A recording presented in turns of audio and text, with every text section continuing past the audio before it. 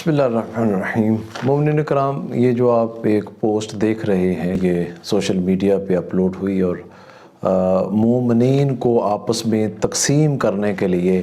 یہ ایک امام علیہ السلام کے نام سے منسوب ہے کہ امام باقر علیہ السلام کے سامنے ان کی بیوی نے مولا علیہ السلام کی کو تنصیب کی تو وہ مولا نے انہیں طلاق دے دی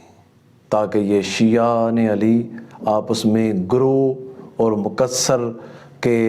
تفرقے میں پڑھ کے آپس میں لڑیں اور شیعان حیدر کرار کی طاقت کم ہو اور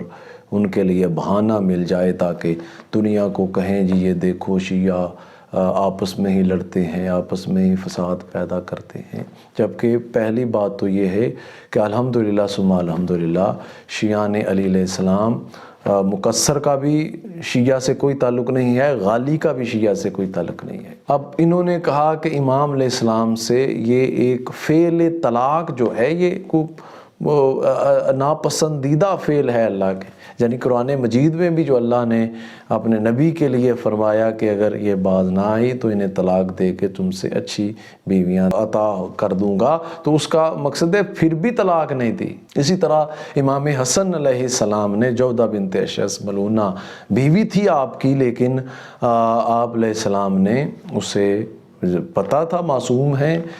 کہ یہ ایسے ظلم کرے گی، لیکن اس کے باوجود جو ہے وہ مولا نے ایسا عمل نہیں کیا۔ تو یہ ایک مخصوص ذاکرہ کے نام سے پوسٹ اپلوڈ کر کے یہ کوشش ہے دشمنان علی علیہ السلام کی کہ شیعان علی علیہ السلام آپس میں دست و گریباں ہو جائیں تاکہ ایک گروہ کی حمایت میں بات کر دی، ایک گروہ کے خلاف بات کر دی۔ لیکن الحمدللہ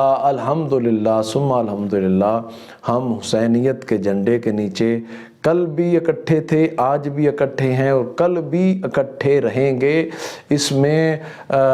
ہم انتشار میں نہیں پڑیں گے۔ اس کے لیے تمام مومنین کو چاہیے کہ وہ کوشش صحیح کریں۔ ہمارے بزرگ علماء کرام، ہمارے ذاکرین جو ہیں انہیں آگے آنا چاہیے، اور یہ سوشل میڈیا پہ جو ایسی یلغار جس سے تفرقے کی بو پیدا ہو، جس سے تقسیم کی بو پیدا ہو، جس سے مومنین آپس میں اتفاق و اتحاد ختم ہو، تو اس پہ ہمیں کمپرومائز نہیں کرنا۔ اور ایک بات جو ہے وہ طے ہے کہ مولا علی علیہ السلام کو جو اللہ نے، جو خالق و مالک و رازق اللہ نے مولا علی علیہ السلام کو جو فضائل اور خصوصیات دی ہیں ان کا ہم انکار نہیں کرتے، اور ہم اس بات کا بھی انکار نہیں کرتے کہ مولا علی علیہ السلام فرماتے ہیں کہ میں علی تو محمد صلی اللہ علیہ وآلہ وسلم کے غلاموں میں سے ایک غلام ہوں، اور مولا علی علیہ السلام فرماتے ہیں کہ یہ علی میرا وصی ہے، میرا خلیفہ ہے۔ یہ تو اللہ تعالی ہمیں عمل کی توفیق عطا فرمائے۔